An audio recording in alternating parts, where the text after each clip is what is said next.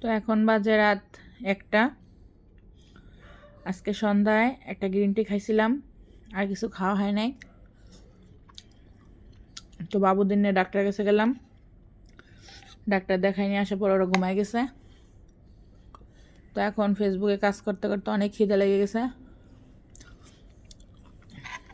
তো ভাবলাম একটু নুডলস রান্না করে খাই, যদিও একা একা খাইতে এখন আর ভালো লাগতেছে না। তাই ভাবলাম আপনাদের সাথে নিয়ে খাই। আর সাথে ছিল শশা। সন্ধ্যায় সবাই নান গ্রিল খাইছে, ওইটারই শশা ছিল।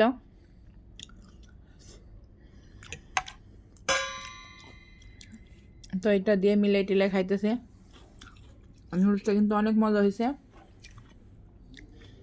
এখানে 1 প্যাকেট নুডলস আছে, ম্যাগি নুডলস, সাথে আছে 3টা মশলা।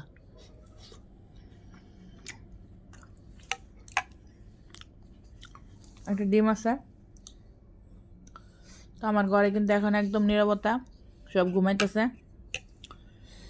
3টা নুডলস মশলা কীভাবে, সকালে ওরা শুধু খেয়ে ফেলছিল, নুডলস মশলাগুলো রয়ে গেছিলো, ওইগুলোও দিয়ে দিয়েছি।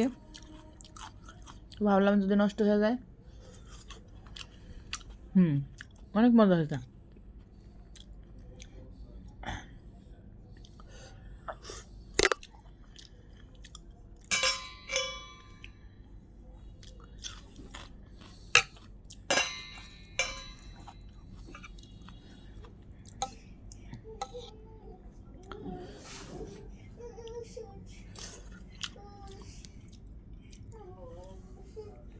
মেয়েটা আসলে শরীরটা বেশি একটা ভালো না।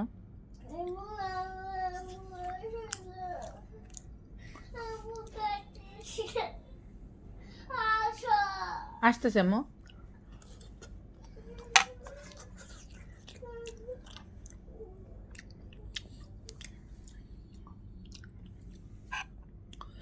ও আসলে ওর বাবাকে মিস করতেছে। আব্বু বলছে ইজতেমা শেষ হলে আসবে, আর অনেক গরম দেখেন, একদম খাওয়া যাইতেছে না।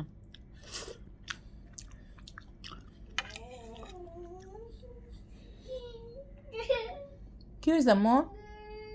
গরম লাগে? ফ্যান দিব না? শীত না গরম? এই যে এখন বাচ্চাদের অসুখ হইব, একটা সমস্যা। আমার মেয়েটা একদম ঘাইমা যায় রাত্রেবেলা, আবার ফ্যান দিলে ছোট মেয়েটা কাশাকাশি করে। এই তো খুব বিপদের মধ্যে সময় যেতেছে। সবাই একটু দোয়া করেন আমাদের জন্য।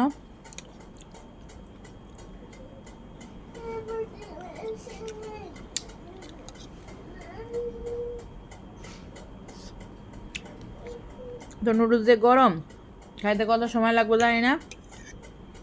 তো আজ আর আপনাদের ডিস্টার্ব করবো না, এখন আমি এটা খাইয়ে ঘুমাই যাব। আর রাতে আপনারা কে কে খাইছেন কমেন্ট করেন। আর সবাই ভালো থাকেন। আল্লাহ হাফেজ।